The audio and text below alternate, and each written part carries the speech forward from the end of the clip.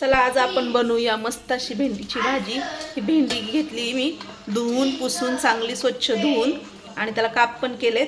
हे बघा त्याच्यासाठी लागणारे साहित्य लसूण, मीठ, जिरे, मोहरी, शेंगदाणे, कोथिंबीर, मिरची आणि हे तेल। हे बघा आपण हे शेंगदाणे आता भाजून घेऊया। कढई मी गरम करत ठेवली होती, त्याला चांगले भाजून घेऊया खरपूस। आपण असे हलवून पण घेऊया ह्याला। हे बघा शेंगदाणे चांगले असे खरपूस भाजून घेऊ आपण। हे बघा शेंगदाणे चांगले हे झालेत भाजून घेतलेले। आता आपण त्याला काढून घेऊया। हे बघा आता ह्याच्यात ना आपण भेंडी चांगली गरम करून घेऊ। त्याला भाजायची आपल्याला चांगली। आता अर्धा किलो घेतली मी भेंडी। ही चांगली ह्याला अशी भाजायला याला 5-10 मिनिटं तर लागतील चांगली। हे बघा ही भेंडी अशी चांगली हलवून घेऊ। खास ट्रिक वापरून बनवणार आहे आपण ही भेंडी। भेंडीचा व्हिडिओ मी ह्या चॅनलवर टाकला होता, खूप व्हायरल झाला होता। म्हणलं आणखीन एकदा करून बघावे आणि तुमच्याशी शेअर करावी।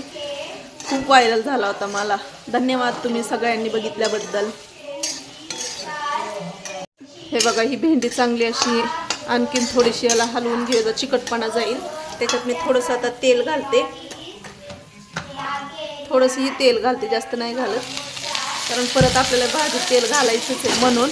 मग आता ना हे भाजते तोपर्यंत मी हे वाटण वाटते। ह्याच्यात ना मिरची, कोथिंबीर, लसूण। मग आता ह्याच्यात थोडेसे आपण घालूया हे जिरे।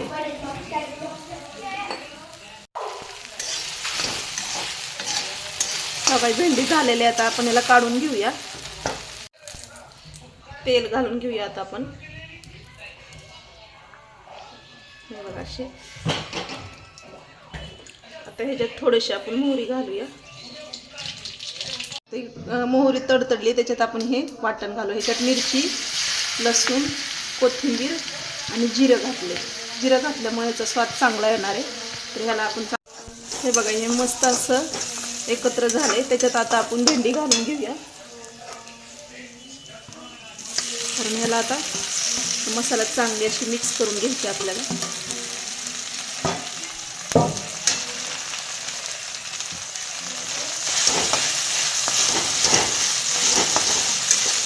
अशी सगळीकडून अशी एकजीव करून घ्यायची याला आपण।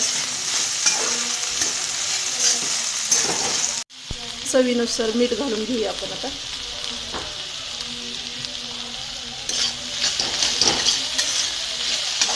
सगळीकडून एकजीव करून घेऊ आपण आता याला।